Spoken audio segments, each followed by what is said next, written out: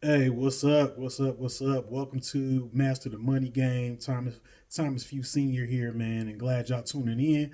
Want to give an immediate shout out to the Black Coffee Club, man. We did a live show this morning, and they got in there and showed up and showed out, of course.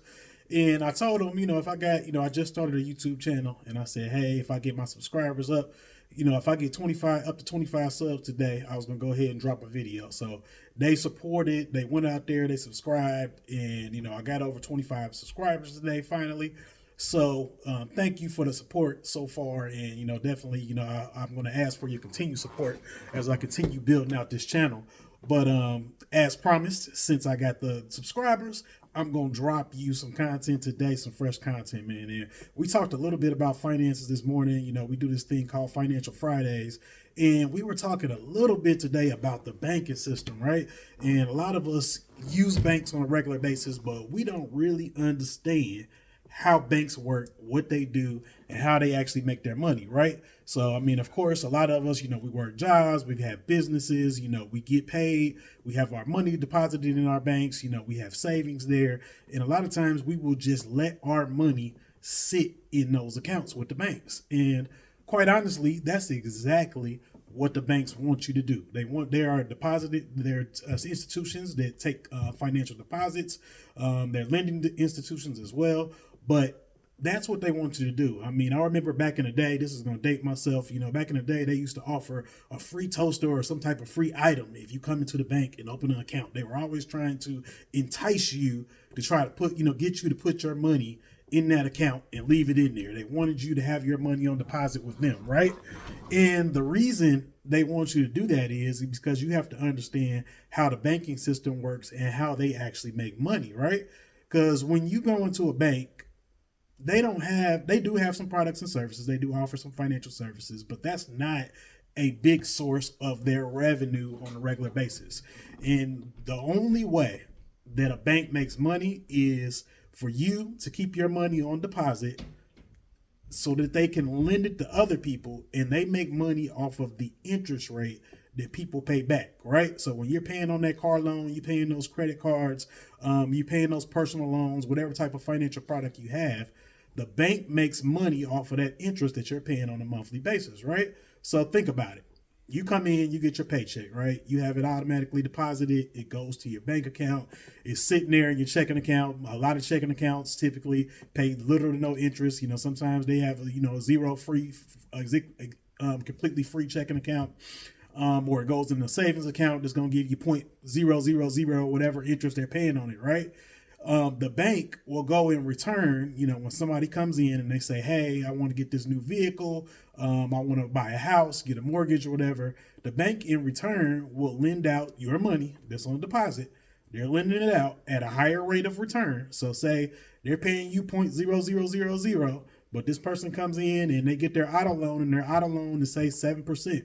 So whatever the difference is between what the bank is charging the person that's borrowing the money and what you're earning on your interest is what the bank gets to pocket, right? Isn't that crazy? Like, really, the only reason they're in business is because you have money on deposit and they're making a difference on your money at that time. So I don't want you to get frustrated with that, because I mean, banks are an integral part of our financial system. I mean, bottom line, at some point you're going to have a relationship with a bank. You're going to have to use a bank, and it's going to be a normal part of your life. As far as any financial transactions that you made, because banks are the intermediaries, right? So in order to transfer currency from you to pay for a good or service, it typically has to go through a bank in some way, shape, or form, right?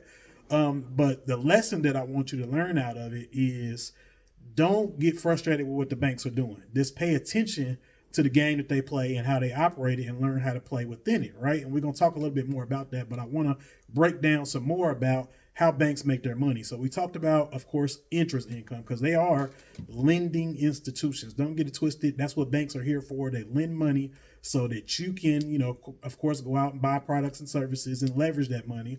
But that's how they make a large portion of their revenue. They also, though, while they have your money on deposit, they get interest from other investments. So they may, your money's on deposit. They may take that money and they'll put it into other investment vehicles like, bonds or government bonds, corporate bonds, things like that may have a little bit lower risk rating, but they'll put them in there and make a higher return, and they also make the difference on that spread, right? Another way, they'll also charge fees and charges, right? So you ever get an overdraft fee, or they charge maybe a monthly maintenance fee or different things like that. Banks make money off of their fees as well, so their fee structure is going to make a impact, also contribute to their bottom line. If you have credit cards, of course, they've got all kind of fees on that, right? If you pay late, you get a fee. If you over the limit, you get a fee. Like, there's all kind of different fees. Of course, you're paying interest on whatever you're borrowing, and that interest is actually compound interest. Now, if you don't know how compound interest works, I want you to learn about it, because compound interest is great. It can make you or it can break you, though, if you don't know how it works. So, of course, investing, compound interest is your friend, like, because you're basically making interest on top of your interest gains or profits that you've already made. So it compounds the earnings, which helps you to grow your investment a lot quicker, right? On the flip side of that, when you have a credit card, they once that interest hits, they are literally charging you interest on top of the interest, and is usually on a daily basis based upon your average daily balance, right? So when you got a large credit card balance is maxed out, that interest is compounding, and that's why your balance is never going anywhere if you're just making minimum payments. So you go out, you make the monthly minimum, and it seems like, okay, I paid the monthly minimum and my overall balance went down $5. Like, I paid all this money. Why did my balance only go down $5? Because you're paying interest on your interest, and the lender gets to keep all of that. That's all profit. So that's why, now they require, with TILA, which is a truth in lending regulation out there, that will basically require the banks to tell you exactly how much interest they're earning on you, right? Because back in the day, it was hidden and nobody really knew what they were getting into. So pay attention to that kind of stuff on your statements. The banks are charging you a lot of interest. That's why it's critical that you pay down your credit card balances and then don't get caught in that debt trap, right? In addition to that, they also offer investment banking and advisory services. That's a small portion of their revenue, but they do. Some bank branches will have investment advisors. They can help you as far as making investments, into the stock market and different other financial vehicles, insurance and things of that nature. So that's another. Some of the bigger banks will have what's called asset and wealth management. That's typically for higher net wealth folks who will use those services as well.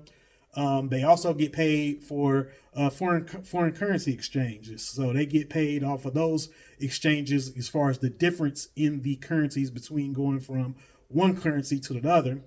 And then they also may have some different, other proprietary things that a bank may do, different insurance products, brokerage services, real estate investments and things like that they also put your money in to make money. So the key thing is, I just want you to understand how the bank operates, because you need to know what's happening with your money when you put your money in this institution. Don't just blindly trust that the bank is a secure place and that they're doing the best for you and your money at all times. No, don't get it twisted. The bank is out there to make money. That's the only reason they in. Like, think about it. You go downtown to any major city and look at the big buildings and who got names on the buildings. It's typically banking institutions and insurance companies. They're the ones that are making a large amount of revenue and have a large amount of your money flowing through them, in most situations. So just understand it and look at how it works. I mean, because my goal with talking about mastering the money game is to get you to do just that. I want you to understand how our financial system works. I know there's not a lot of things out there for financial literacy. They haven't taught us a lot, but our financial system is something that we're so dependent on and something so ingrained in our daily lives.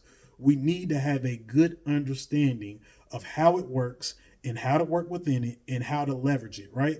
And that's all banks are doing. Like, you've heard OPM or other people's money. That's what the bank does. Their whole financial platform, their whole system is set up on leveraging other people's money to make more money, right? That's all they do is leverage your money to make other money. So you need to adopt those same financial principles that the bank works. Like, watch how the bank is working, watch how they move, right? We talk about, picking up game from different people, and learning how to do different things, right? Pick up some game from your bank. Understand how they operate and apply those same principles to your daily life and how you manage your finances. So how can